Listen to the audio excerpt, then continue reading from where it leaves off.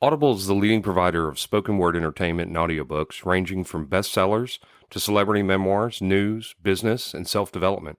Every month, members get 1 credit to pick any title, plus 2 Audible originals from a monthly selection, and access to daily news digests from the New York Times, the Wall Street Journal, and the Washington Post, as well as guided meditation programs. Between a full-time job in IT and a full-time job in podcasting, it gets harder and harder to sit down and read the books I'm interested in. This is where Audible comes in. I can listen on my daily commute, relaxing, or while out running errands and still get in the books I've been wanting to get into. You can download titles and listen offline anytime, anywhere. The app is free and can be installed on all smartphones and tablets. Now you can try Audible risk-free with a special 30-day free trial by visiting audibletrial.com/Nerdery and Murdery. That's audibletrial.com/Nerdery and Murdery. Don't let your busy life get in the way of that great book you've been wanting to read. Go get your free trial of Audible today. This podcast is sponsored by BetterHelp. This is Geoffrey, and we've talked about many times before that I experience problems and struggles with my mental health, and really without a healthy mind, being truly happy and at peace is hard. The good news is therapy does work. It's helped for me, but what is therapy exactly? It's whatever you want it to be. Maybe you're not feeling motivated right now and would like some tools to help. Or maybe you're feeling insecure in relationships at work, or you're not dealing well with stress. Whatever you need, it's really time to stop being ashamed of normal human struggles, and it's time to start feeling better because you deserve to be happy. And now you don't have to worry about finding an in-person therapist near you to help. BetterHelp is a customized online therapy that offers video, phone, and even live chat sessions with your therapist, so you don't have to see anyone on camera if you don't want to. It's much more affordable than in-person therapy, and you can start communicating with your therapist in under 48 hours. So join the millions of people who are seeing what online therapy is really about. It's always a good time to invest in yourself because you are your greatest asset. And there's a special offer to Nerdery and Murdery listeners. You can get 10% off your first month of professional therapy at betterhelp.com/Nerdery and Murdery. That's betterhelp.com/Nerdery and Murdery. Thanks again to BetterHelp for sponsoring this podcast. I will not get mad. Did you get the brain of Hans Delbruck? No. Okay. Whose brain did you get? Abby normal. You mean I put the brain, an abnormal brain, in an 8-foot tall, 3-foot wide gorilla?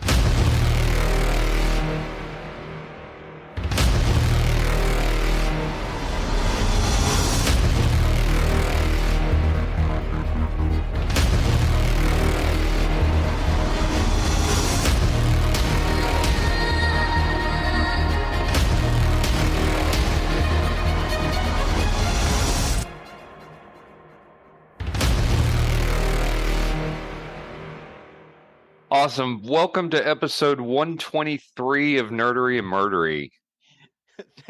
Episode 123, I'm Zig with your nerdery. And I'm Geoffrey with your murdery. Welcome to another week of the highs and the lows, the ups and the downs, the good and the bad, and the nerd and the murd. Gonna be a good week. Good week. We got our pool finished. Finally. Yay! Haven't been in the actual pool. The water's too cold, but have been in the jacuzzi pretty much every night. Unkinking the old back, as it were. Trying to, yeah. So that's been nice. It'll be really good for the summers down here, which are sweltering. So glad to have all that work in our yard done. That was long. So, I'll post some pics. You send me some pics. I'll post some pics on TikTok. Don't post the pics. That might actually get somebody to be able to triangulate me. Oh, okay. That's fair. Well, let's not do that. My poor sister has COVID. Aw. Yeah, she caught COVID. She's feeling pretty bad. So sucks that that's still out there running around. I hate it. Running around. Yeah, I got my booster for COVID and flu and felt terrible for about 24 hours, but you know, other than that, I'm just knock on wood. Hopefully never get it. I don't want it. I don't want it. Yeah, I've had it twice. It's terrible. I've had it twice and been boosted and vaccinated. So, ugh. I somehow I've avoided it this whole time. I have no For idea. you. I have no Good for idea. you. Well, don't you remember back in the day we were all afraid of SARS? And Oh, it's yeah. like, well, COVID is a SARS variant. So, yeah, they were right. They were just 10 years too early. Although I say that, we theorized potentially may have had it before it was widespread because there were three of us that were just sick as a dog Yeah. and had a cough that lasted like 2 months and hmm it's just awful. I mean, got tested for the flu back then and they Nothing. tested negative for the flu, so had something for sure. I don't know. Anyway, with that, Zig, I will let you take over on the nerdery side of the house. Excellent.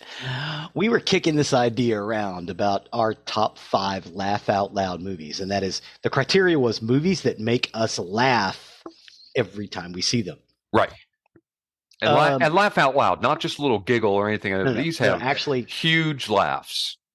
There was only one crossover. So we have a list of 14 movies between Geoffrey, myself, and Will. The crossover is The Hangover. So yeah. So yes, 14 movies all the way up. The first one we're going to talk about is The Jerk. Outstanding. I just rewatched this, and this was actually the impetus for me suggesting this. As I saw The Jerk listed on Netflix, and I'm like, God, I haven't watched that in a long time. I'm going to watch it, and it was again laugh out loud funny. Oh my God, yeah. When he's getting shot out, he hates these cans. He hates these cans. Oh my God, I was laughing. Cree walks in. She starts laughing. She's like, I love this movie. I'm like, I know. It's an outstanding movie. It is a 1979 American comedy film directed by Carl Reiner and written by Steve Martin, Carl Gottlieb, and Michael Elias. From a story by Steve Martin and Carl Gottlieb. This was Martin's first starring role in a feature film. The film also features Bernadette Peters, M. Emmett Walsh, and Jackie Mason. Jackie Mason is the best in this. I love him in this.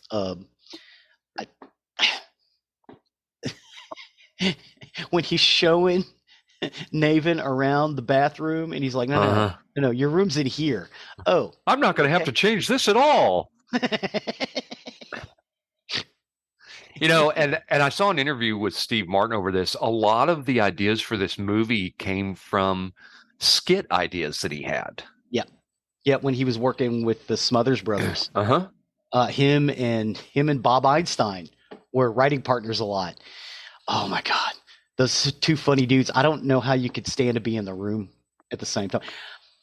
Watching them make this movie, if you watch real close, and I mean real close, he breaks up Bernadette Peters a couple of times in that movie, and you can see her just turn her face. She just turns her head. He doesn't really break up M. Emmett Walsh, and Jackie Mason doesn't get broke up, but Jackie Mason looks like he's about to start laughing anyway, so it's kind of hard to tell. But yeah, he wrote this about skits. He had some notes. The studio read them carefully. It described a series of odd jobs and the lead character would hold in his saga. Martin developed the concept into the first draft of The Jerk, but Paramount passed on the project after David Pickler left the studio. However, Pickler convinced his new employer, Universal, to sign a distribution deal for it. Martin initially chose Mike Nichols for playing Maven Johnson, but Nichols bowed out of the project in 1978. Or as a director, Martin's next choice was Carl Reiner, and Carl Reiner was like, "Yeah, I'm in. This sounds hysterical." but Martin recounted in his memoir, it needs to be something short. You have the feeling of an epic tale like Dostoevsky's The Idiot, but not like that. It needs to be like The Jerk. And this movie did really, really well. Yeah. It had a $4.6 million budget, and it made, I think, 10 times that. Plus, it was real big on video when it eventually got to video, even though it was released in 1979. But yeah, a lot of people watch this movie. This movie played on television. Everybody loved this movie. Yeah. And it's funny. It's not just Steve Martin. Everybody in this movie is funny. Carl Reiner in this movie is also very funny. Yeah. But yeah, the guy goes from rags to riches to rags to semi-riches again. And he opens up on this farm in the middle of nowhere. And he's a white kid being raised by a black family. Well, no, he opens up on the steps of an alleyway. That's true. In Los Angeles. Skid Row. On Skid Row, where he starts the story. Yeah. I was born a poor black child. It's like, what?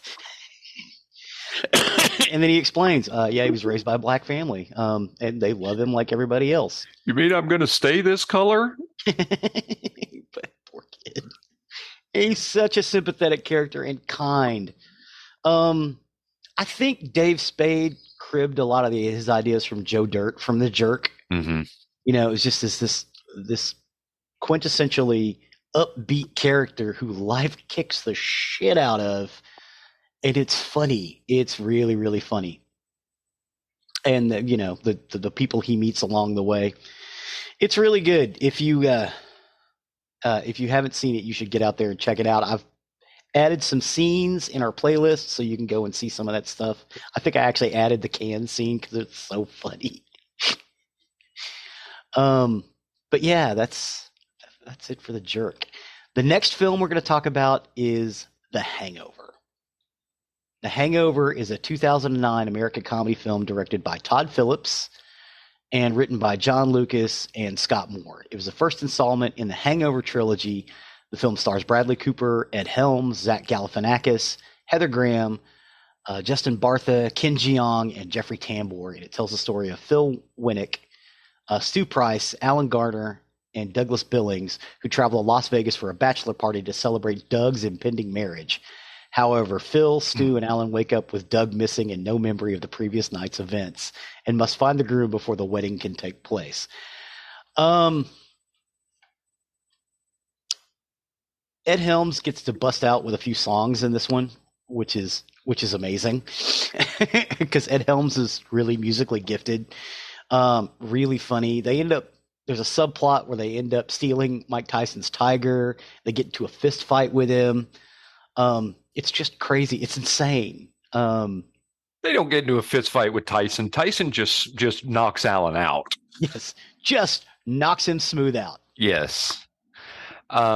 This movie, from start to finish, laugh out loud funny. There is hardly a moment in the movie that's not funny. Yeah. Everything that happens to them as they go back and backtrack their way through the night to try to find Doug is just hysterical. And what's really funny is the clues to where Doug is are in the first 10 minutes of the film. Yes. Yeah. Yes, it's all there. And you said a trilogy, and it's the second one was decent. It's fun enough to watch again. Mm-hmm. The third one, they just mailed it in, and it was just not really good at all. They were trying to recapture the magic of the first one, but that first one is just brilliant. Mm-hmm. We saw this movie. This was our first guys' day out. Mm-hmm. When we saw this movie, we went and saw that and hung out all day and everything like that. Sad note is that's also the day I learned that my late father had prostate cancer, stage 4. Unfortunately, it was that day. But yeah, I have watched this movie time and time and time and time and time again, and I can't get enough of this movie. It's just great. It's a funny one. I have to admit it is really, really laugh out loud funny. It's the first time I'd ever really gotten a good look at Ken Jeong. And this is before I discovered him in Community. Oh my God, he's insane. Ken Jeong is so funny in this. That's part of what's wrong with 2 is there's too much of him. Too much Ken Jeong? Too much of that character, yeah. Too Leslie much. Chow. Yeah. Leslie Chow. Yeah, there is too much of him because he actually shows his actual penis. That's in the first one. No, it's in the second one. No, it's in the first one. The monkey? Then they show it in both because they show it in the first one too when he jumps out of the trunk completely nude. Yeah, except for boots. Right. Ken Jeong, not afraid to get naked. No. For comedy's value. Yeah, I would agree. This is also a laugh out loud one. Every movie in this list, I think, is laugh out loud funny. We are on Geoffrey's list, by the way. I don't know if I mentioned that at the top of the show. We'll go down the list. Geoffrey's is The Jerk, The Hangover, Young Frankenstein, Planes, Trains, and Automobiles, and Blazing Saddles. So we'll start there. The next film is Young Frankenstein, which is where we cribbed the stab. It's a 1974 American comedy horror film directed by Mel Brooks. The screenplay was co-written by Brooks and Gene Wilder. Wilder also stars as the lead role as the title character, a descendant of the infamous Dr. Victor Frankenstein. Peter Boyle portrays the monster. The film co-stars Terry Garr, Cloris Leachman, Marty Feldman, Madeline Kahn, Kenneth Mars, Richard Hayden, and Gene Hackman. The film is a parody of the classic horror film genre, and particularly the various film adaptations of Mary Shelley's 1818 novel Frankenstein or the Modern Prometheus. It was produced by Universal Pictures in the 1930s. Much of the lab equipment used as props was created by Kenneth Strickfaden for the 1931 film. They used it in Young Frankenstein. That was why it looks so real. Young Frankenstein is also, even though it was made in 1974, is in black and white. And I'm going to be honest, if it were in color, it wouldn't work. I'd agree. I agree. It's a brilliant movie. I mean, this is so just brilliant Mel Brooks. And half of the laugh out loud funny bits are just little quips. Just little quick. Oh, what great knockers. Oh, thank you, Doctor. Luca! Luca! I ain't got nobody and nobody. I'm sorry. Marty Feldman just turns on the charm in this film, and he's so charming through the whole thing as the assistant Igor. What Gene hump? Wilder. What hump? What hump? Gene Wilder, when he refers to his grandfather's work as Doo-Doo, is hysterically funny. I think I put that scene in there.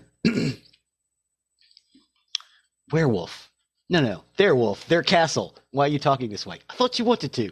Just bam, bam, bam. Of course, it's Mel Brooks doing little Yiddishkeit bits like he used to do with Carl Reiner. Just bap, bap, bap, bap, bap.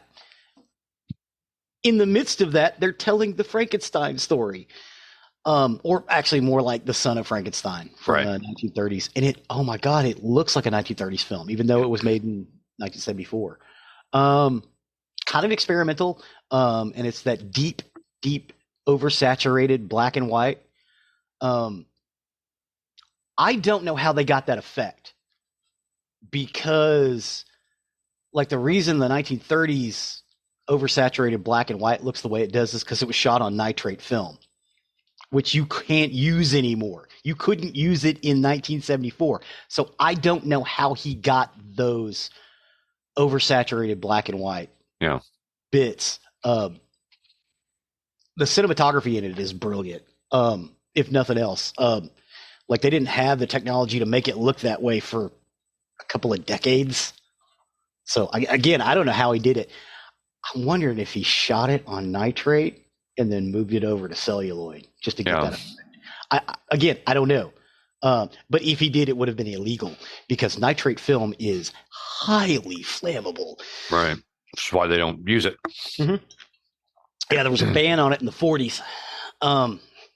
It was deemed culturally, historically, and aesthetically significant, and the United States National Film Preservation Board put it in to the Library of Congress's place so it can be saved for posterity. It is a brilliant, brilliant film. Brooks considers it by far his finest film, although he doesn't think it's his funniest. Mm-hmm. He thinks as far as the way it was made, it's probably the best piece he's got. And I would agree with him. Again, if nothing else, for the fact that he was able to recapture that 1931 black and white film, and it looks like it was made in the 30s. Mm-hmm. I mean, you wouldn't know. Maybe the first scene because the clothes are a little different in the first scene. But the way he shot it, it doesn't look like a modern film at all. It looks like a one from, pre-Hays Code Hollywood. It's amazing, and it's laugh out loud funny. Yes. The next film is Planes, Trains, and Automobiles. Yeah, and I just watched this yesterday. Well, and I mentioned this one before. I've seen it many times. When we did our favorite holiday episodes, we were both shocked later when we were like, how did we forget Planes, Trains, and Automobiles? Because it's a Thanksgiving movie. Yes. But it is a holiday movie, and that's what that was. It wasn't necessarily Christmas. We said holiday. Yes, that's true. But this movie is brilliant, able to be watched time and time again, and it's funny every single time. I was laughing out loud so there's this scene where they've rented a car and they're driving across country, and John Candy's trying to get his jacket off, and they've drifted over to the wrong side of the highway, and so they're driving along, and there are people that try to pass by them, and they're yelling at them, and they're like, those people are drinking, and then they look up and there's two semis heading towards them, and they go in between the two semis. You get a shot of Steve Martin, and I watched it yesterday. It's closing his eyes, opening them, and he's a skeleton screaming. And it pans over to John Candy. He's a skeleton screaming. Steve Martin closes his eyes again, opens them, and he looks over at John Candy. He's the devil, and he's laughing at him. Yeah. They finally get the car off of the wrong side of the road and stopped. And they're both leaning against the front of the car, and Steve Martin has to pull his fingers out of the dashboard and their imprints, and John Candy has bent the steering wheel over forward. 5 minutes, I could not stop laughing. Lorelai's like, what are you laughing at? And I'm like, what? She's like, yeah, that's pretty funny. That's pretty funny. I was like, oh my God, you have no idea. She's like, I don't think it's that funny. And I'm like, you're 9. It's outstanding. And Steve Martin as the stand-up guy. Yeah. He's the everyday ordinary guy, and he is the stand-up guy that just everything goes wrong for. Everything goes wrong for. And he's kind of, I'll be honest, he's kind of an asshole towards the John yes. Yeah. John Candy's character. Not even kind of. He is a big asshole to John Candy's character. Yeah. Because he feels like John Candy, because at the opening, he's trying to run to catch this plane, and as he's going to this cab where he's running against Kevin Bacon, by the way, he trips over this trunk. So he misses the cab, and then he finally runs and gets another cab, and he pays this guy $75 to get this cab. He's having a conversation with him. And then while that's happening, Dell is getting the cabbie to help him load his trunk and gets in the cab and takes off with it. Dell Griffith.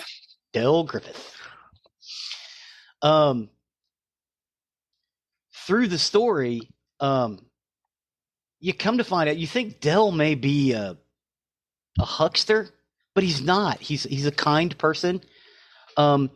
who makes friends everywhere he goes. He's a traveling salesman. Mm-hmm. He's just enjoys life and everything else.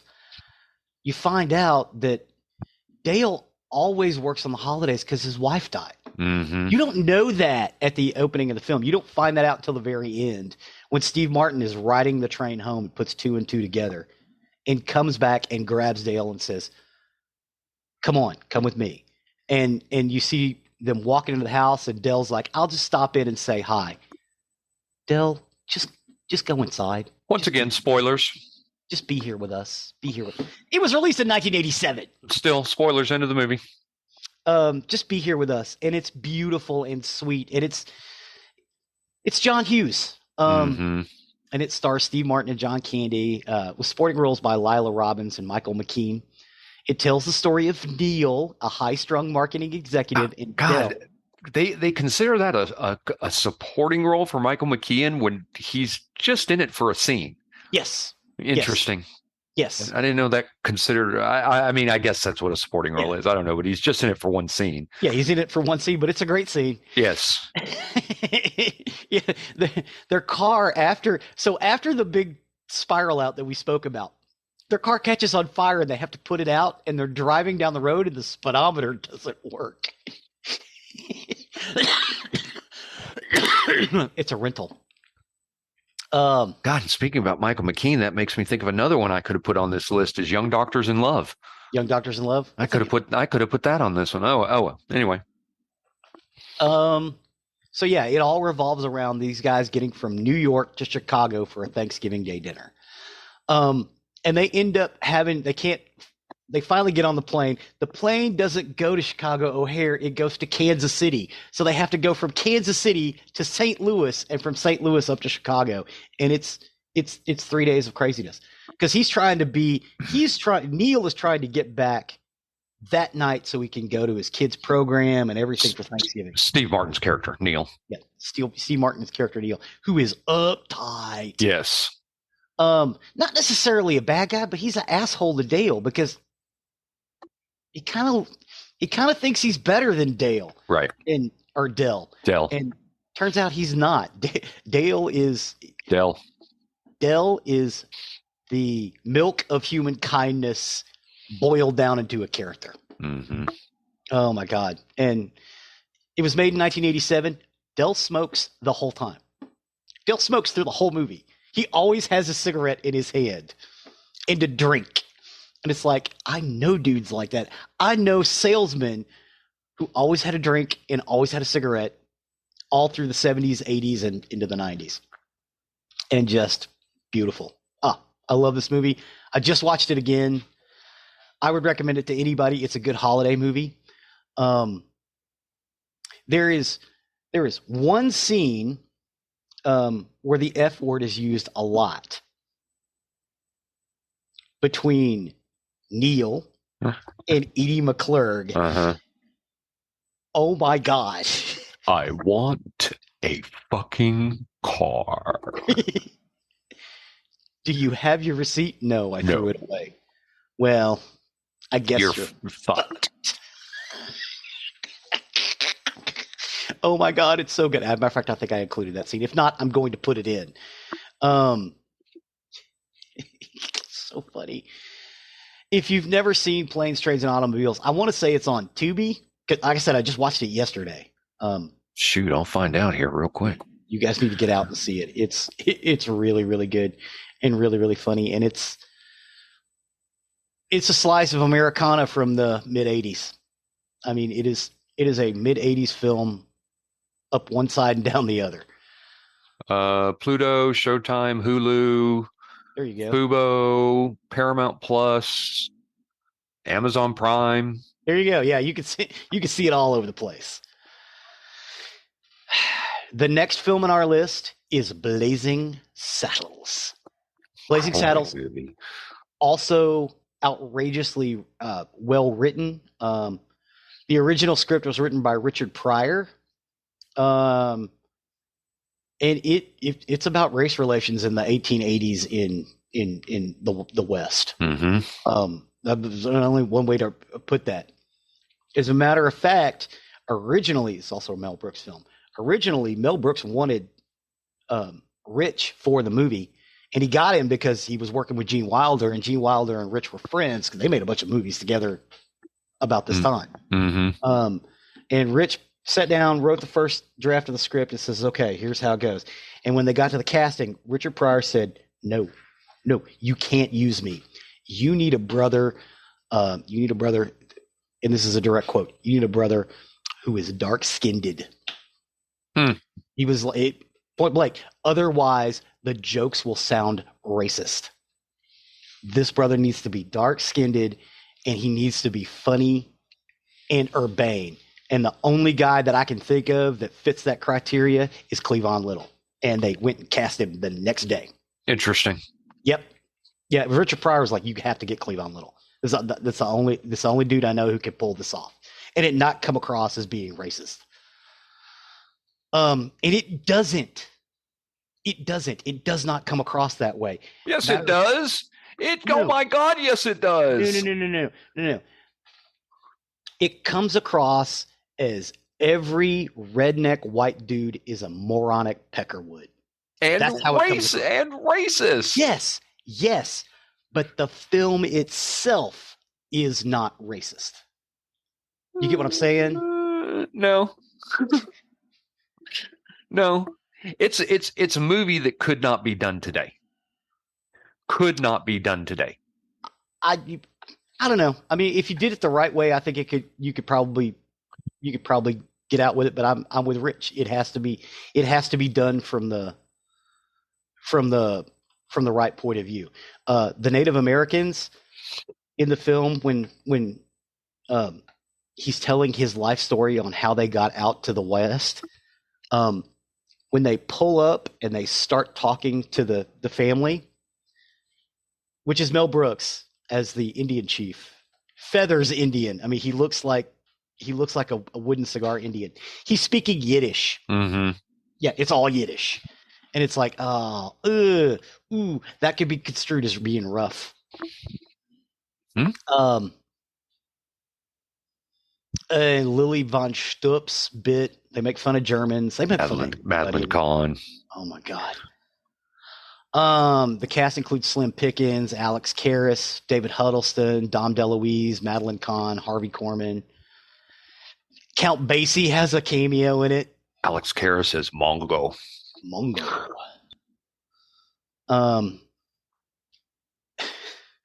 Slim Pickens mentions the wide world of sports. It breaks into a Hollywood musical at one point during the fight scene.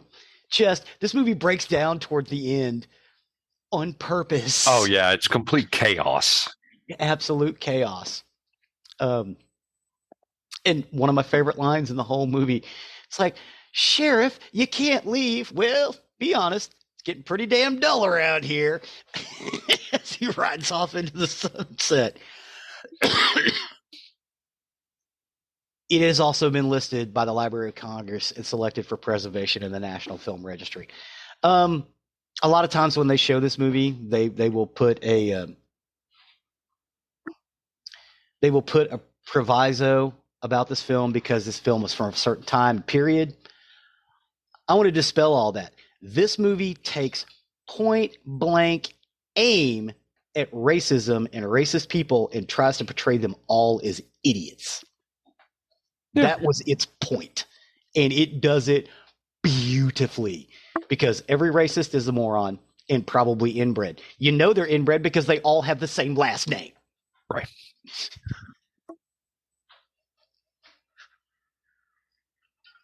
But yeah, I think this movie could be done again. You'd have to thread the needle the right way. I don't think you can at all. But you need to see this movie. Oh my God. Yeah. Yeah. For nothing else, it also pokes fun at the Wild West genre. Cause back in the 30s and 40s and 50s, everybody was, cowboy movies and we're from Texas. We're going to let you know right off the bat, all of that is bullshit. None of that is correct. The best lawman in the area was a black dude named Bass Reeves. Mm-hmm. He took down everybody. Is that who that new TV show's about? Yes, it is, and it is real good. Heard it is. Yeah, and not only that, but you get to hear Nadine spoken beautifully, and you don't, that old Creek language.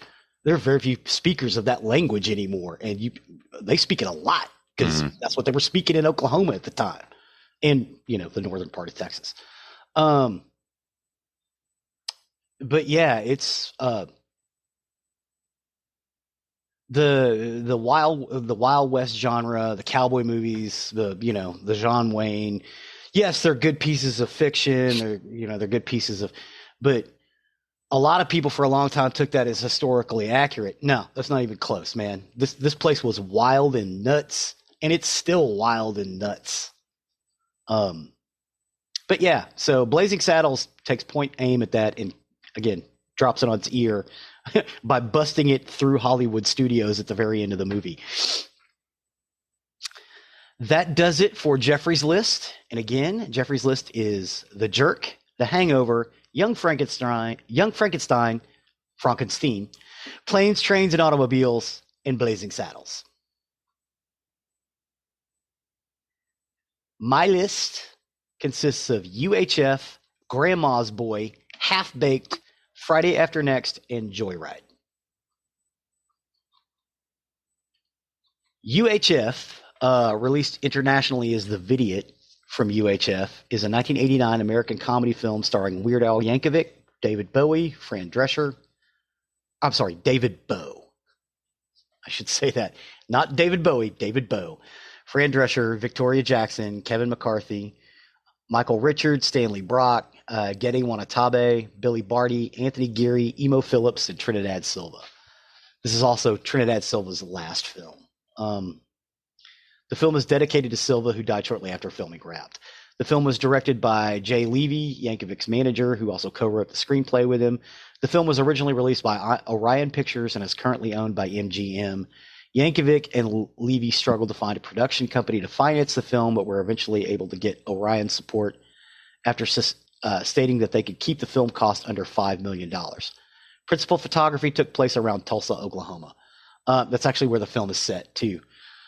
Yankovic stars as George Newman, a shiftless dreamer who stumbles into managing a low-budget television station and surprisingly finds success with his eclectic programming choices, spearheaded by the antics of a janitor turned children's television host, Stanley Spanowski. He provokes the ire of a major network station that dislikes the competition upstart.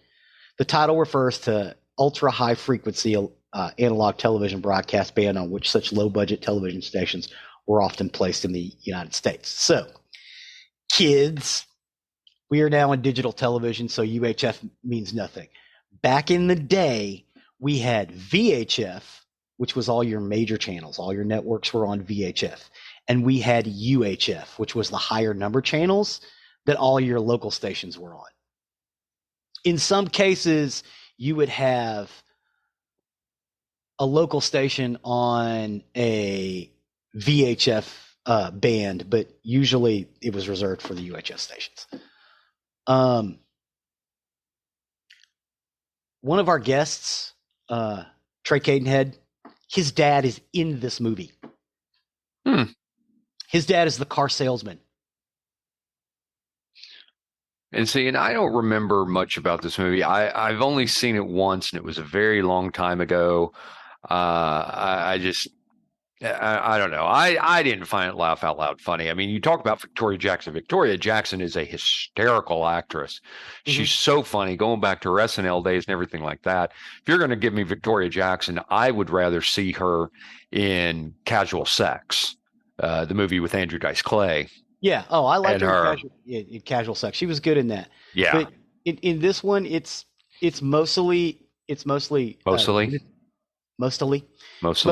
Bowe, Al Yankovic, Michael Richards, and oh my God, there's some really, really funny bits in this. Gedde Wanatabe is also great in this. He plays the owner of a karate studio, and they give him his own show called Wheel of Fish. which it's like, let's make a deal, but you win fish. Emo Phillips is the local high school woodshop teacher, and he goes on and starts giving a demonstration on how to use a table saw and cuts his own thumb off. Oh my god. This movie is so insane. And you get Weird Al.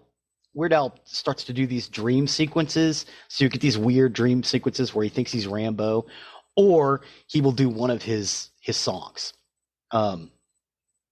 Like the Beverly Hillbillies, which is Money for Nothing. I love this movie. I've seen it hundreds of times. It's still funny. The scene where he thinks he's Rambo because he's going to save Stanley Spadowski is hysterical. The Stanley Spadowski's show where the kid finds a marble in this kiddie pool full of oatmeal and goes, "Oh, okay, you won the special prize. You get to drink from the fire hose." They put the kid on a little wooden horse and turn a fire hose on him. I'm laughing about it just thinking about it. I don't often find movies too silly to watch, but as you're talking about this, I'm remembering more and more. This one was just too silly for me to watch again and again. I don't know. So yeah, this one's a little too silly for me. Right on. Well, the next one is probably going to be just as silly. It's Grandma's Boy. You did not like this movie. Didn't like it. It is a 2006 American stoner comedy film directed by Nicholas Gosen, written by Barry Wernick, Alan Covert, Nick Swartzen. It stars Linda Cardinelli, Alan Covert, Peter Dante, Shirley Jones, Shirley Knight, Joel David Moore, Kevin Nealon, Doris Roberts, Nick Swartzen. Jonah Hill is also in it. I don't mention him in this list, which was like one of his first movies. The film features a video game tester who is forced to move in with his grandmother after being evicted from his home while falling for a woman who was sent to oversee the production of his video game company's newest video game. Game developer Terminal Reality was involved in the film's production, lending footage to promote the game Demonic. Although the game was canceled before the film's release, the footage remained in the final cut. So I think they eventually released a Demonic because of the movie. This movie is it's a cult movie because it's from Adam Sandler's production company. And it really goes. This movie is only marginally funny up until a point. After that particular point, it gets insane, and I can't stop laughing. The point is where he goes to stay with Nick Swartzen, who lives with his parents, and he takes Nick Swartzen's little, what is it, a doll, Tomb Raider doll, and goes into the bathroom and starts pleasuring himself. And he turns around, and Nick Swartzen's mom is there, and it just gets funny after that. It stays funny for the rest of the film. I love this one. I think it's hysterical. Couldn't stand it. You didn't like any of it? No, could not stand this movie. I think I laugh every time I see it. As a matter of fact, I went back and watched all of these films except for one recently, and it's the only film in the list. It's one of Will's that I have never seen. It's called Horrible Bosses. I've never seen Horrible Bosses. I have. We'll get to that one here in just a minute. My next one is Half Baked. It is a 1998 American stoner comedy film starring Dave Chappelle, Jim Breuer, Harlan Williams, and Guillermo Diaz. The film was directed by Tamara Davis, co-written by Chappelle and Neil Brennan, and produced by Robert Simons. The film received negative reviews, but has since become a cult hit. Chappelle and Breuer shared a manager and had previously planned on working together on the short-lived sitcom Buddies. And in the spring of 1996, both were working separately on marijuana-related film projects. Chappelle and Brennan's script was complete, so Breuer was asked to join their project. The movie was filmed in Toronto in the summer of 97. Dirty Work was filming at the same time, and the cast and crew stayed in the same hotel. Bob Saget, who directed Dirty Work, filmed a short uncredited cameo for Half Baked. Chappelle asked Harrison Ford to do a cameo in the film, but he declined. So Neil Brennan, when Dave Chappelle was getting the award, the Mark Twain Prize a couple of years ago, Neil Brennan gets up and tells the story of how Half Baked come around. Neil Brennan's sitting at home. Dave Chappelle calls him up and says, "Hey, if Universal asks you about a stoner movie that we're doing, you say yes." About a half hour later, he gets called by Universal, and they're like, "Okay, the stoner movie that you're doing with Dave Chappelle, how soon can you have a pitch?" And Neil Brennan said, 30 days. And so he hung up. And he was like, and 29 days later, I called up Dave and I said, "Hey, we really need to do something for this pitch on this stoner movie we're doing for Universal." And Dave's response was, "What stoner movie? I don't know what you're talking about." He said, so the last day they put this movie, the idea for this movie together and presented it, and they gave them money. I don't know how much of that story is true, but it's really funny. And I may put it in the list. The movie itself is extremely funny. Mm-hmm. There's a couple of scenes when Scarface quits his job.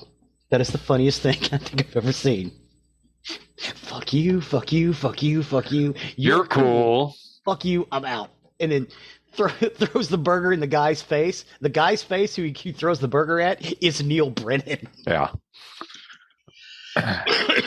But yeah, Neil Brennan and Dave Chappelle wrote this together with help from Jim Brewer and Guillermo Diaz also, and Harlan Williams kind of threw some stuff in. It is a cult film, but it did real well. It did okay in the theaters. This did really well on video, mostly because I think people like to smoke weed and watch it.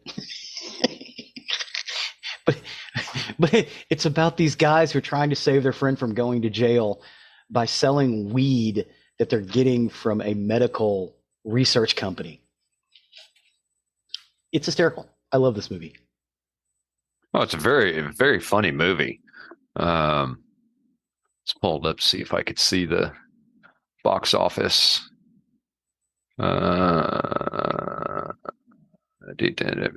Box office. It made 17 million. Yeah, on an $8 million budget. So yeah. not great. Not great, but its its video release or video sales are what jacked this movie up. Yeah.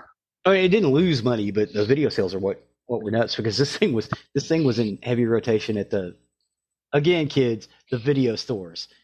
It was in the new releases for like a year because everybody wanted to watch it over and over again because it's so funny and charming. This movie is charming, for a stoner movie.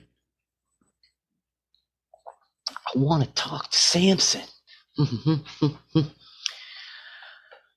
We used to work with a guy who you can get to go into hysterics. So there's a scene where Mr. Big has Scarface, one of the boys, in a headlock, and he's with a gun to his head. He says, "I'm going to kill your little Mexican friend." It's played beautifully by Clarence Williams. And Scarface says, "I'm Cuban B," and he goes, "Yes, Cuban B." This guy we know, Jimmy, can be drawn into hysterics by going, "Yes, Cuban B." And he just, because that film, that particular line tickles him a lot. Love that movie. My next film is Friday After Next. It is a 2002 American stoner comedy film directed by Marcus Raboy and stars Ice Cube, who also wrote the film, Mike Epps, John Witherspoon, Don D.C. Curry, Anna Marie Hosford, and Clifton Powell. It is the third installment of the Friday trilogy and tells the story of Craig and his cousin Day Day getting jobs as security guards at a shopping center where a robber dressed as Santa Claus breaks into their apartment, steals their presents and their rent money. This is to be given. That's supposed to be given to their landlady. The film was theatrically released on November 22nd, 2002, to generally negative reviews. Filming began on November 1st, 2001, and wrapped in January of 2002. Of the Friday films, I still think this is funny. I have gone back and watched the original Friday and Next Friday. I don't think they hold up nearly as well as this one. It is also a Christmas movie, which kind of helps. But Mike Epps is hysterical in this movie. Ice Cube is hysterical in this movie. Terry Crews and oh my God, I can't think of the dude's name. He plays the pimp who owns the clothing store. In this movie? Yeah. Oh my God. I don't know. Since Money Mike. Money Mike. I've never seen it, and now seeing who that is, I never will. I can't stand Cat Williams. Can't stand him. Terry Crews and Cat Williams, because Terry Crews has just got out of prison and sees Cat Williams as fresh meat and is trying to do things to him, and Cat Williams is running away. Oh my God, it is so funny. So funny. Nope. Can't stand Cat Williams. Nope. You don't like Cat Williams? Can't stand him. Okay. He is one of those comedians that is entirely overly racist. Overly. And he uses the N-word angrily in his stand-up and in his material, and I can't stand it. It turns me off. I have 3 comedy stations that I listen to on XM, and when his name flashes up, gone, out, done. See, I think Cat Williams is funny, especially in this. I like this better than his stand-up because I think his stand-up falls flat. I think you're right. He does rely a little too much on shock value. Yep. Some of his stuff is pretty funny, but yeah, I don't know. In this, he is really great as Money Mike because, oh my God, Terry Crews is after him. And Terry Crews is hysterical in this. It takes place around Christmas, and they're security guards. Maz Jobrani is the owner of the shopping center that they work at, and runs a donut shop. It's just great. I love this movie, and there is a movie in Will's list that has basically the same production company called All About the Benjamins that was made in exactly the same time. I think Friday After Next is better than All About the Benjamins. We'll get to that one in a minute. Joyride is my last film in my list. Joyride is a 2023 American comedy film directed by Adele Lim in her feature directorial debut and written by Sheva Pravatum Durong and Teresa Hassau from a story by Lim, Sherry, and Hassau. The film stars Ashley Park, Sherry Cola, Stephanie Hasu, and Sabrina Wu, with Ronnie Chang, Meredith Hanger, David Denman, and Mumlo, Timothy Simons, and Daniel Day Kim appearing in supporting roles. The film was announced in 2018 following the partnership deal between Point Grey Pictures and Lionsgate, with Lim being confirmed as the director in 2021. The cast was announced between August and October of the same year, and filming took place in British Columbia throughout the latter months. Okay, this film takes place mostly in China. If you wouldn't have told me this wasn't filmed, it was filmed in British Columbia, I wouldn't have believed you. It looks like they filmed most of this movie in China, but apparently they filmed it in BC. They can turn British Columbia into China because it looks like China. Because it's a road movie across China into Korea, back to China, and then back to the Pacific Northwest. On August 9th, 2018, it was announced that Seth Rogen and Evan Goldberg were in negotiations to partner with Lionsgate through their production company, Point Grey Pictures. It's a first-look deal to develop film and television projects. Adele Lim would make her feature directorial debut, as well as some of the writers. Sherry Cola and Stephanie Hsu were added to the cast. Daniel Dae Kim was cast while working with Lim on Raya and the Last Dragon. They wanted Awkwafina in it, but she was too busy doing Raya, the Last Dragon, and that Jumanji movie at the same time, so she couldn't quite do it.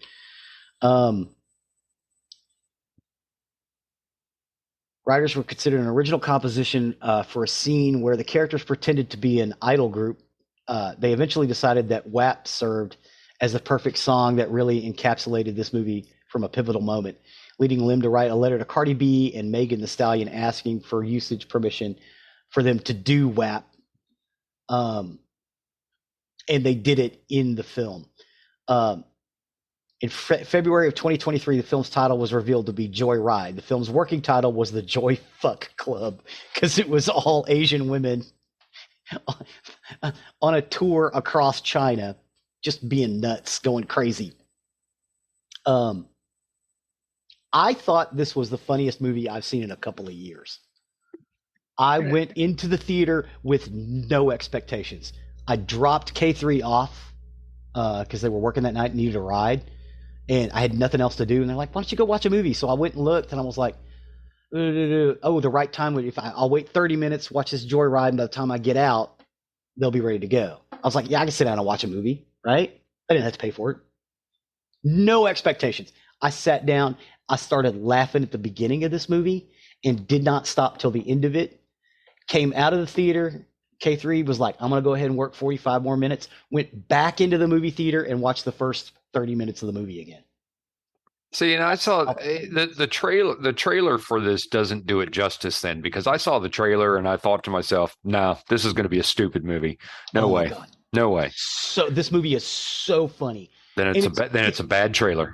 It is also, this trailer doesn't really show it. It's also very sweet, because it's about a lifelong friendship, and how that changes over time. But they end up becoming, the four of them who are, I guess, kind of disparaged, become the best of friends because of what happens to them across China. And it's also about this. So there's this one Chinese American girl who was adopted and raised by the most Anglo parents you can think of. And she becomes best friends with this Chinese girl who just moved into town when they're like 4 or 5. And they show the opening scene. And they become best friends, and they're friends forever. And the one girl who's raised by the Anglo family, or the white family, she gets a lot of crap because it's like, you don't know anything about your heritage, from the other white kids. And the Chinese girl wants to defend her because it's like, dude, shut up. You don't know. Why are you talking? And then they talk about being, there's a distinction between people who are Chinese and people who are Chinese. That's the way they say it. And that's people from China. And you actually get to see some of the stereotypes that go on in Asian cultures,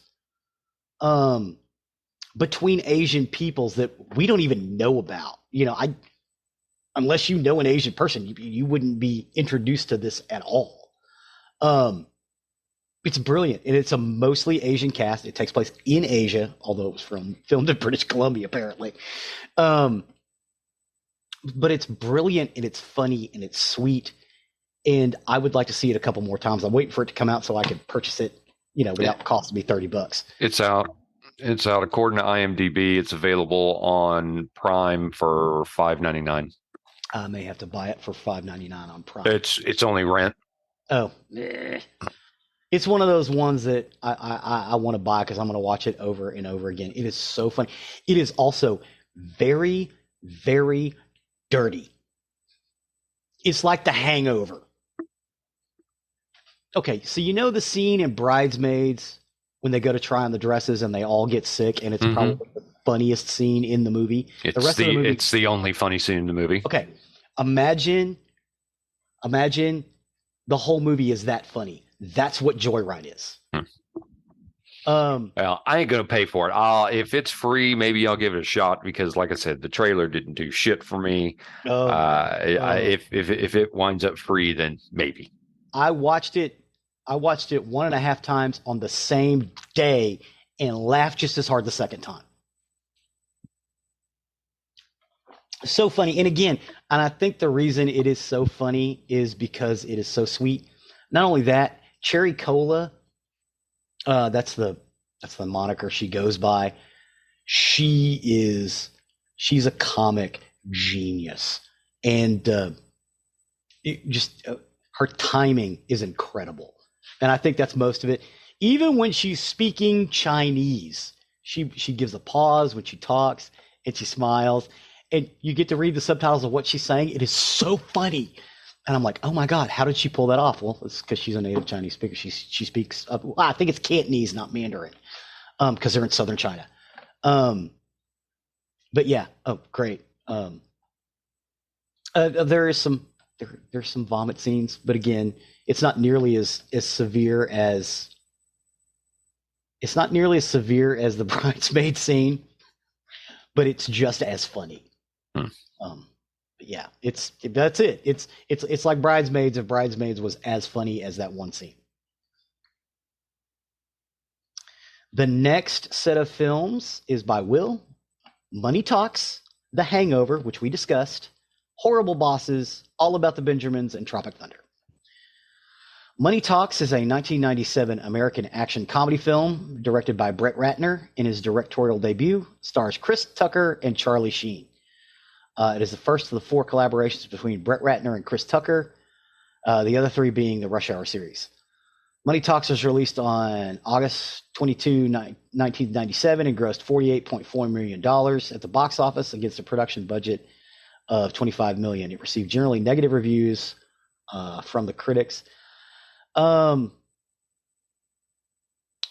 Maurice Hatchett, a fast-talking, foul-mouthed, small-time car wash hustler and ticket scalper who owes money to a local mobster named Carmine. The police are informed of his crimes by an investigative news reporter named James Russell after Franklin unintentionally thwarts James' attempts to have him confess his crimes on camera, and he is arrested.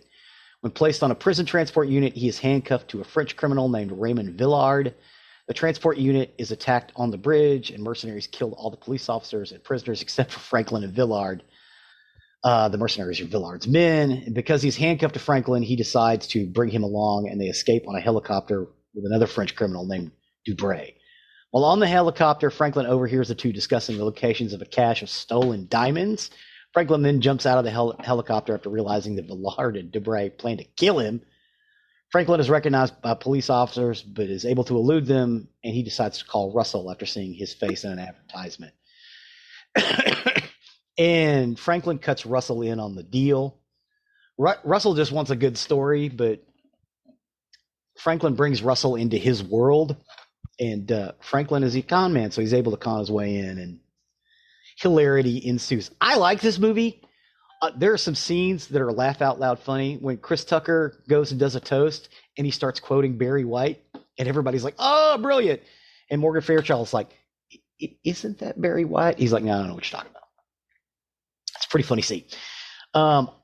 This is one of the ones I haven't seen in a long time. All the rest of these I've seen recently. Yeah, I wasn't a big fan of this one. Charlie Sheen cannot hold this movie up. Chris Tucker just fine. I'm okay with Chris Tucker because he's playing that fast-talking dude. I like that character that he plays. It's mostly the character he plays most of the time, but he's good at it, so that's fine. The problem isn't with Chris Tucker. The problem is Charlie Sheen does not hold up his end of the bargain. Also, I think, Charlie Sheen was probably coked out of his mind while he was making this movie in 1997. Yeah, that's about right. But Chris Tucker is funny. Mostly when Chris Tucker is dealing with other people. But yeah, this one's okay. The Hangover, which we talked about already, is the next film. So we'll move on to the next one. The next one is Horrible Bosses.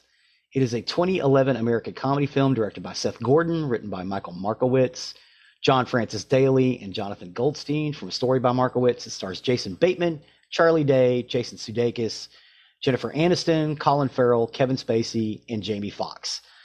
The plot follows three friends, played by Bateman, Day, and Sudeikis, who decide to murder their respective overbearing, abusive bosses, portrayed by Spacey, Aniston, and Farrell. This movie did quite well. As a matter of fact, they made a sequel about it. Mm-hmm. I have never seen this movie. This is the only movie I have. It's pretty funny. I mean, it's not great. I wouldn't have put this in my top 5. Is it laugh out loud funny? Maybe I should watch it today. At times, it can be. Is it like Bridesmaids? There's a colossally funny scene, and the rest of it just kind of clever. It's hard for me to equate it to Bridesmaids because, like I said, Bridesmaids has one good piece of it. Other than that, blah. So Horrible Bosses has more than one good piece. Yeah, it really does. Colin Farrell is just fabulous as a terrible man. Kevin Spacey, Jennifer Aniston, it's just they're horrible bosses. It's worth a watch. I don't know that I would put it in my top 5, but it's worth a watch. Okay. I may have to check this one out. And again, I'm sorry. I tried to make it through the whole list. There was just a couple that I wasn't able to catch. Like Money Talks. I was like, okay, I can't watch Money Talks again because I got to watch all because we talked about this a couple of weeks ago. So I'm like, I got to watch all of these movies again just so I could talk about them. This is the only one I didn't catch, and it was basically because I forgot that it was in the list. I was like, oh crap, I haven't seen Horrible Bosses yet. All the rest of them I've actually seen or seen recently. Most of them I've seen recently. But yeah, matter of fact, I went out and bought the next film we're talking about, All About the Benjamins.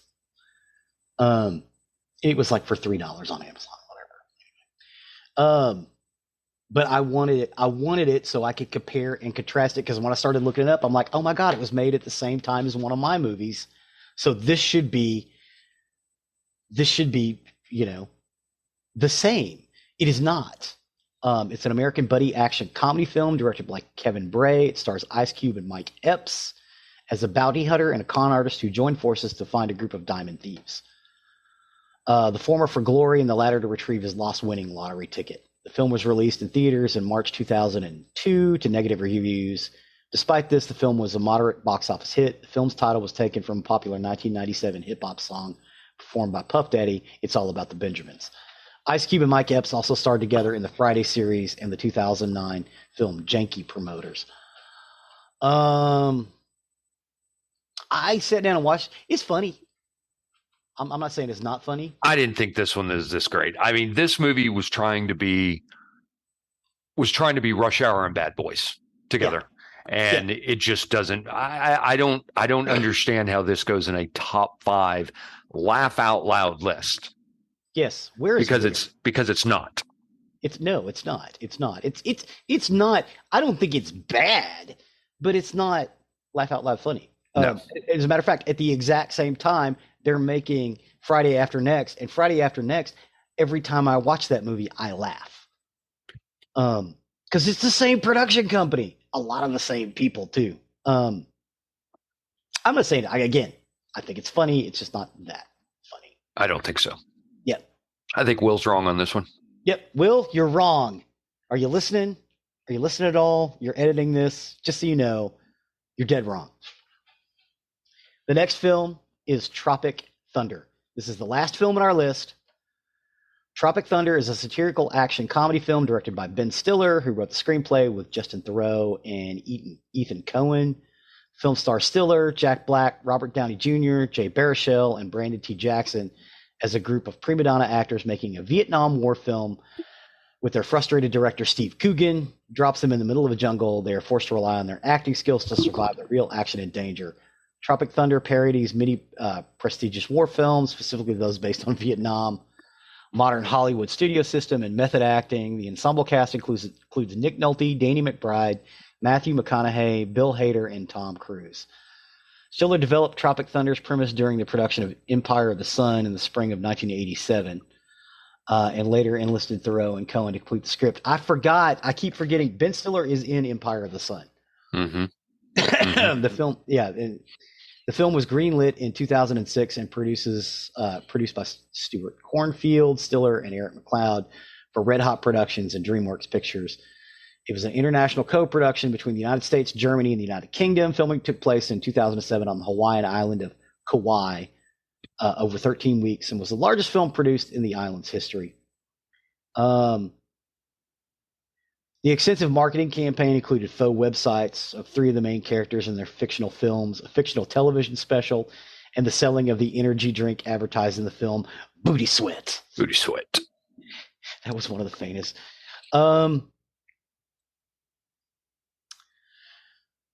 Paramount Pictures and DreamWorks released Tropic Thunder in the United States on August 13th, 2008.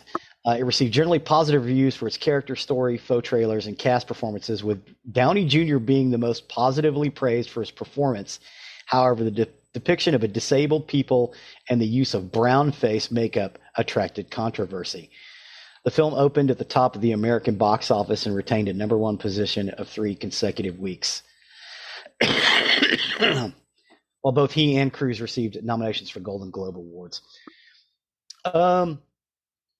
And we've talked about this a little bit before because I know we disagree Tom Cruise on this pisses point. me off in this. I know he does, and I'm on the opposite side of this. I think Cruise is brilliant in this movie, absolutely brilliant. It is one of his best roles, and he was highly critically acclaimed for this role. Yes, he was. It's probably the only decent acting role he's ever played, but he pisses me off.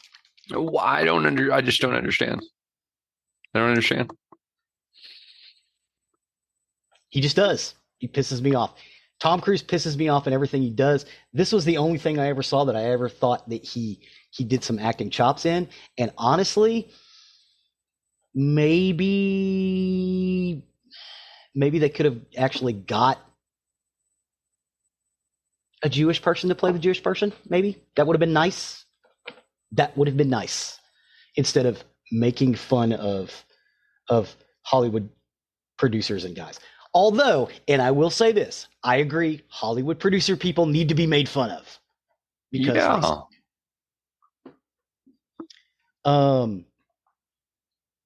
Robert Downey Jr., he didn't get a lot of flack for this because he was making fun of actors. Right. He wasn't. It was like, no. These kind of super method actors who wear yellow face and brown face and stuff like that, who think they're the best when you could have just got somebody who matched the role. No, mm-hmm. Pay for this guy. You pay more money for this guy instead. Right. Yeah. No. He sold it on that. You know who really, really impressed me in this film? And he's in it for maybe 5-10 minutes. Matthew McConaughey. He's in it for more than 5-10 minutes. Is he in it for more than 5-10 minutes? Oh gosh, yes. I love him in this. Yes, he's hysterical in this, and he's in it for a lot of it because he's in practically every scene with Tom Cruise. Matthew McConaughey, I love in this movie. He's brilliant. This movie is brilliant. It's a funny movie. It is a funny movie. It doesn't crack my top 5. I don't even know that it would crack my top 10. Yeah. But it's definitely a movie to see. It's very, very funny. It's hysterical. And judge it for yourself on the Tom Cruise part. I think it's brilliant. Zig thinks it's not. Judge it for yourself. Yeah. I don't care for Tom Cruise anyway. I think he's a terrible actor. This is basically the best role he's ever done. Yeah, I disagree with you. Jack Black is hysterical in this. Yes. And sometimes Jack Black can be a little much for me. In this, it was perfect. I love Danny McBride in this. Yes. I love Nick Nolte in this. I love Bill Hader in this. I love everybody in this movie with the possible exception of Tom Cruise. And honestly, he's not in it enough to ruin the movie. It's not like the Mission Impossible films. Mm-hmm.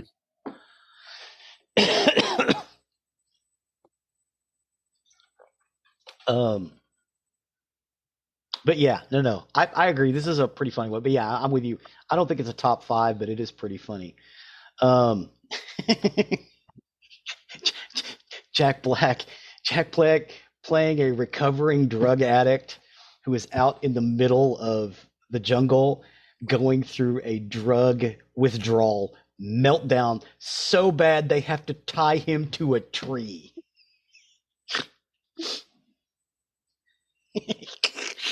All the while trying to get back. And again, Ben Stiller's playing this actor who did these action adventure movies, who made one movie where he was trying to cast against type, and he went too far. So he's trying to bring his career back with this movie. Oh my God. Yeah, this movie's brilliant, and it makes fun of all up and down of Hollywood. I'm surprised it got released as badly as they make fun of Hollywood. No, I'm not. Specific people, i.e., they're making fun of Tom Cruise in this movie. Oh yeah. But yeah.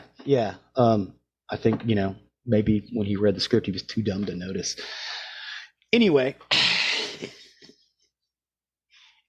that's about it for our 14 films that we think are laugh out loud funny. I'm hoping that we'll throw something in the stab about this. I wish he'd come on with us.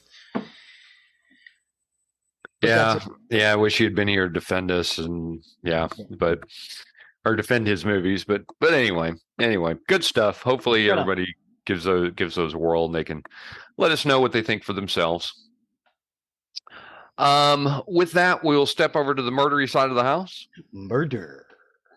For today, I got my information off the Carly Ryan Foundation, Safe Surfing Foundation, Wikipedia, News Australia, the Herald Sun, and the Wicked Truth blog. And this is about the murder of Carly Ryan. Carly Ryan.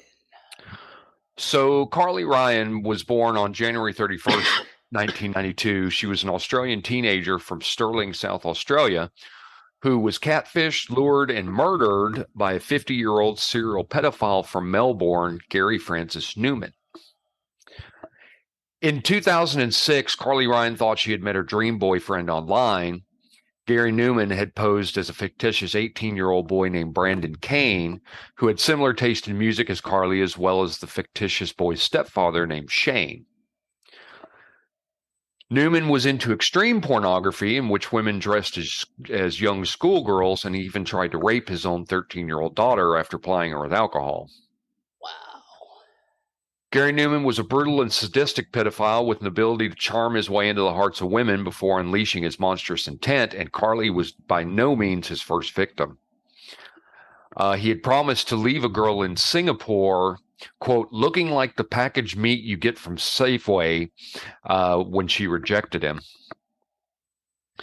Newman, whose violent and barbaric history with women would only emerge later as he tried to evade prosecution, had 200 fake internet identities. Holy crap. He used a variety of perverted, risque names while communicating with teenage girls seeking to have sex with them. Using 2 fake accounts on the social media networking site MySpace, he groomed Carly for over 18 months. Carly fell in love with the Brandon construct during the 18 months of online contact and phone calls, and Carly told her mother that he made her feel special and was the boy of her dreams. Newman spent months masquerading as Brandon Kane to win Carly's love. Over those 18 months, Carly spent all of her free time chatting with Brandon online, but their relationship quickly turned toxic. He isolated Carly from her friends and sent her abusive messages, bad signs. Mm-hmm. And in 1 minute, Brandon was vicious and cold-hearted. The next, he was luring Carly in with sweet compliments. Carly often asked Brandon to visit her, but he always came up with an excuse why he couldn't. That was until she invited him to her 15th birthday party. Ugh. Newman eventually traveled from Melbourne to Stirling to attend Carly's 15th birthday party in January of 2007, but was told to leave by Carly's mother, Sonia Ryan, after he was caught behaving inappropriately towards her. Infuriated, Newman returned to Adelaide on February 19, 2007, alongside his 17-year-old son to pose as Brandon and convinced Carly to meet them without telling her mother where she was going. During this meeting, Newman and his son took Carly to the Horseshoe Bay beach in Port Elliot, South Australia, and murdered her in the late night of February 19th by suffocating her with beach sand. Ugh. Buried her alive with beach sand? Suffocated her, stuffed her mouth with it. Oh. Her body was discovered floating in the water near the shore the following morning, and within 11 days of the murder, law enforcement tracked down Gary Newman's home and collected enough evidence to arrest him for Carly's murder. He was ultimately sentenced to life in prison with non-parole period of 29 years. The case, which highlighted the emerging phenomenon of catfishing, child grooming, and online predatory behavior, was unique at the time, given that Carly was the first person in Australia to be killed by an online predator. In the wake of the arrest and trial of Newman, public opinion eventually led to nationwide legal changes, nicknamed Carly's Law, that being made to help protect minors online. You've talked about Carly's Law before. Yep. Carly lived in Stirling, South Australia, with her mother, Sonia. And as I said before, approximately 18 months before death, while using MySpace and VampireFreaks.com, she befriended Brendan Kane, who was a fictitious Texan-born teen living in Melbourne, which eventually grew into an online and telephone romance. The character Brandon Kane was a Texas-born emo guitarist who lived in Melbourne with his stepfather, Shane. Carly was emo as well, who wore predominantly black clothing, heavy eyeshadow, and bright lipstick. In an interview with Studio 10, Sonia, her mother, stated on one occasion where she looked over Carly's shoulder while the latter was on the computer, she noticed a looped version of a boy typing, although at the time she didn't realize it was looped. At first, Sonia was concerned about their age gap, but she allowed the relationship to continue, believing that Brandon was a harmless teenager. Again, he was supposed to be 17, supposedly. Yeah. In January 2007, Gary Newman traveled from Melbourne posing as Shane, the father of Brandon, in order to give Ryan presents. Lingerie and a nurse's outfit. Dude. Presents from the non-existent Brandon. Carly believed the father was going to buy property in Adelaide for her and Brandon to live.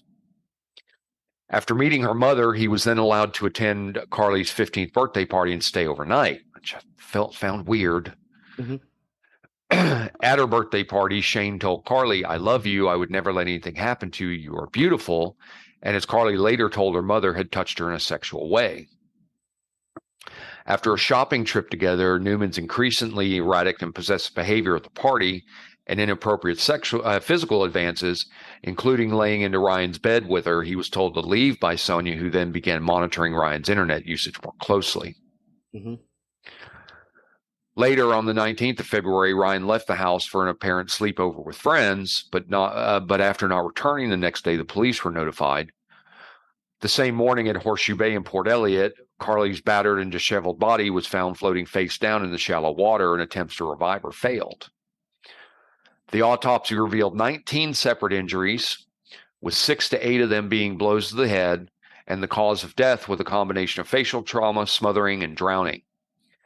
It also revealed cannabinoids in Ryan's bloodstream and beach sand in her esophagus. Investigators examined security footage, which showed Carly in and around Port Elliot on February the 19th in the company of 2 men, and she was last seen alive by witnesses at the beach at 9:30 p.m. A pale blue vehicle used by the men led police to Mornington Peninsula, where a raid 11 days after the murder led to the arrest of Newman and the detention of Newman's younger son. When detectives located Gary in Victoria, they found him at his computer, logged in as Brandon Kane and talking with a 14-year-old girl in Western Australia. Oh, wow. They arrested him at that point and charged him with Carly's murder. A search revealed that Gary Newman had a notebook detailing some 200 online personas and other criminal attempts at grooming both in Australia and internationally. At trial, Newman, who was initially not identified to the media, acted erratically and initially denied meeting the teenager. Throughout his trial, Newman denied playing any part in Carly's death, claiming that he left the teen alive and well on the beach. He insisted he felt fatherly towards her and had no sexual interest in the girl. On January 21st, 2010, the trial had lasted over 3 months, and Newman was sentenced to life imprisonment with a 29-year-old parole period. Justice Trish Kelly said, quote, Gary Newman deserves a life behind bars for his grossly perverted plan to deceive, seduce, and murder Carly. It was a terribly cruel thing you did to this beautiful, impressionable 15-year-old child. I say child because that's what she was, a child that fell in love with the idea of the handsome, musically inclined, and rather exotic Brandon Kane. The real man was, in fact, an overweight, balding, middle-aged pedophile with sex and murder on his mind. You were sexually obsessed with Carly to the degree that when you couldn't get your own way, you prepared to and did kill her. After his conviction, Sonia Ryan said she would never forgive the monster. She further said, quote, I hope he suffers, that he rots from the inside out, that he sees Carly's face every morning and is haunted for the rest of his miserable life. Thank God he can't hurt another innocent child, but it's frustrating that taxpayers will be paying for his breakfast cereal every morning. He had no right to take Carly's life, and it hurts that he still has the luxury of breathing. Newman's adopted son, who was a minor at the time and a witness to the killing, was cleared of all charges, and his identity remains suppressed. It was after the trial that Sonia Ryan helped to set up the Carly Ryan Foundation, which is a nonprofit charity created to promote internet safety. In 2013, the foundation began lobbying for a legal change to improve the protection of minors online, particularly given that 25% of teenage Australians are being contacted online by people they don't know. Oh, wow. The foundation also promoted safety awareness in Australia and New Zealand, such as the use of online contracts, and created a smartphone application called Thread as a personal safety app for children. Sonia said, nothing can give Carly her life back, but I will endeavor to honor her by moving forward to helping to prevent such an awful crime happening to another child. Sonia Ryan also received a South Australian of the Year award in 2013 for service to the community, as well as various other awards in 2017, 18, and 21. After a number of unsuccessful proposals by Senator Nick Zenon's team on the 25th of May 2017, a bill titled Criminal Code Amendment Protecting Minors Online, Bill 2017, was submitted to the Parliament of Australia. The purpose of the bill was to introduce an offense to criminalize acts done using a carriage service to prepare or plan to cause harm to, procure, or engage in sexual activity with a person under the age of 16. This expressly includes a person misrepresenting their age online as part of a plan to harm another person under 16 years of age. It proposed changes to 3 federal Australian laws, Criminal Code Act 1995, Criminal Acts 1914, and Telecommunications Intercept and Access Act of 1979. The amended bill was passed at the federal level and enacted into law on the 23rd of June 2017. A similar but tighter version of the law initially failed to pass the Legislative Council in South Australia in 2013.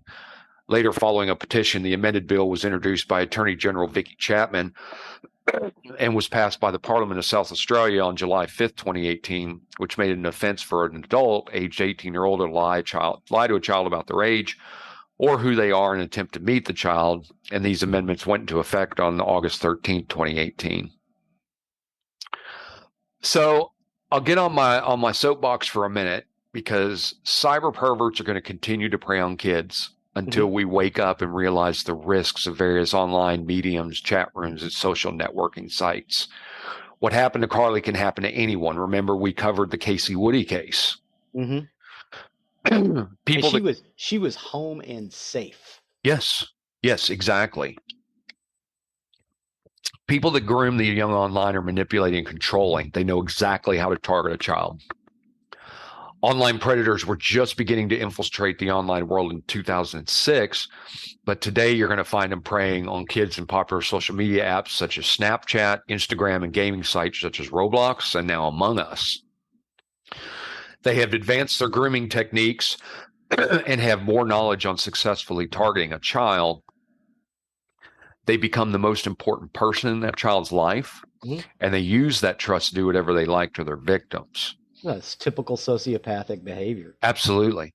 Yeah. I mean, the internet's part of our daily lives. We're on it. We're all on it every day. It's essential that children, teens, and young adults learn how to navigate the World Wide Web safely. There are some tips that I have that you can apply today. I know that kids think of this as overbearing and overprotective. Install a parental monitoring app. Some of the apps are Net Nanny, Bark, and My Mobile Watchdog. Do your research, find out which one will work best for you and your family dynamics, but have one. Check your child's device weekly. Even if you have the monitoring app, technology can't watch everything, and it is not a matter of invading their privacy. What your child does online is for the whole world to see, and it's your duty as a parent to know what type of behavior your child is engaging in online. And last but not least, have the tough conversations. Talk to them about your expectations of use while they have access to their device and the consequences when they violate the guidelines. Talk to them openly about the dangers and that you want to keep them safe, and don't be pressured by other parents or your child's friends to give into online activities that you don't feel comfortable with. So I know that was kind of short and I got on a soapbox in the end, but that is the story of the murder of Carly Ryan. Well, thank you, sir. Appreciate that. Yeah. Not a good story, but I think it is good info. I think it's something that our listeners need to hear and know that this stuff is real. It's out there, and the internet is inherently not a safe place. It's the information superhighway, and it has so much out there. But we wouldn't have our kids just walk willy-nilly on the freeway. So yeah, same sort of thing. Exactly. So. Thanks for taking that journey with me, and thanks for sticking with me as I got on my soapbox for a minute. That's okay. That'll take us to the end of a recording week. As always, you can find our hub for everything we talk about on nerderymurdery.com. It's where we have links and pictures for the things we talked about. Plus, you can find the link to our YouTube on our front page, which Zig works so hard on. Well, thank you, sir. Yes, not only is it, the YouTube have the playlists of things that we talked about, which you can see actually before the episode airs, we also put the episode on that playlist as well, so you can go and see the whole thing, top to bottom. Thank you so much for your work on that. Sure. You can also find the link to our merchandise page, where if you wish to show off your Nerdery and Murdery fandom, please do consider purchasing something from there. That, along with our Patreon, does our patrons help to keep our show on the air. There are costs that are associated with it, production, keeping our show broadcast. So please do consider either merchandise or becoming a patron to help us out with the cost of our show. It really does help us. Please and thank you. Please and thank you. And last but not least, please don't forget to leave a 5-star review wherever you can. It helps us and it helps others find our information that may be looking for the content that we're talking about. So with that, I have been Zig with your Nerdery. And I'm Geoffrey with your Murdery. Cue the music.